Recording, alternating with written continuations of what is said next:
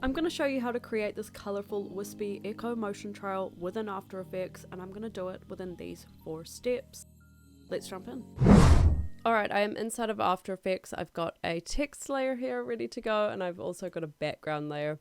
So on my text layer, I'm actually just going to right click on this and select Precompose, and I'm going to name this text source, move all attributes into the new composition and press OK. So the reason that I've just done that is later on, if I want to change what it says, I can actually just jump back into this composition, change it here, and all of the changes that I'm going to create in just a moment will update automatically. You don't have to do it over and over again. So first thing I want to do is add the animation itself. So I'm going to go to Effects and Presets and type in Turbulent. And I'm going to grab this Turbulent Displace and drop it onto my text source. So changing this displacement is actually going to give us different effects, which I will show you a few examples in a moment, but for now I'm just going to go to Twist Smoother. I'm going to bring the amount up to about 80, and I'm going to bring the size up to 511. Works just fine. Now I want to add some movement, so I'm going to hold down Alt on this evolution stopwatch, hold down Alt, click the stopwatch, and in this box I'm going to type time times 50. And now it's added some movement here. This number can adjust the speed as well. So if I wanted to slow it down, for example, I could change this number to 20, or I could speed it up heaps, let's say change it to 100 or 200.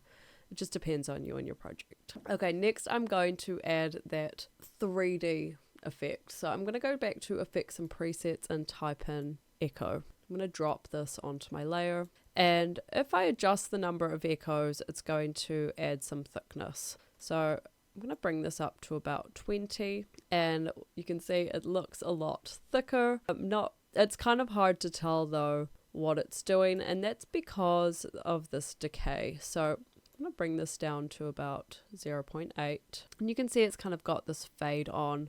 If I actually switch this background off and just select this, you can see it's actually affecting the opacity, which is what I want, because I'm going to use that for a little trick for coloring this text. So I'm going to go to Effects and Presets again and type in Colorama and drop this onto my layer. And straight away I've got some crazy colors. It's looking pretty cool.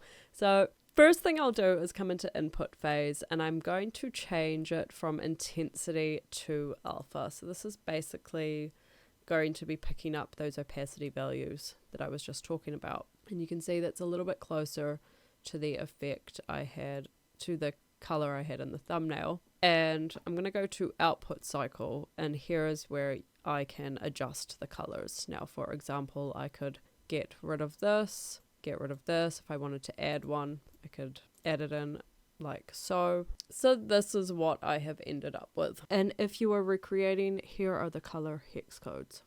Now there is one issue with this, and it's to do with this kind of outline. You can see it around here. It's to do with using the alpha. There is a quick fix for this. I'm going to go to Effects and Presets and type in Matte, and I'm going to grab this Matte Choker effect. And I'm just going to bring this up to 10, the choke to 50, and I'll just zero the rest out. And that looks pretty good. So what that's actually doing is it's just kind of choking the outline slightly, just bringing it in ever so slightly.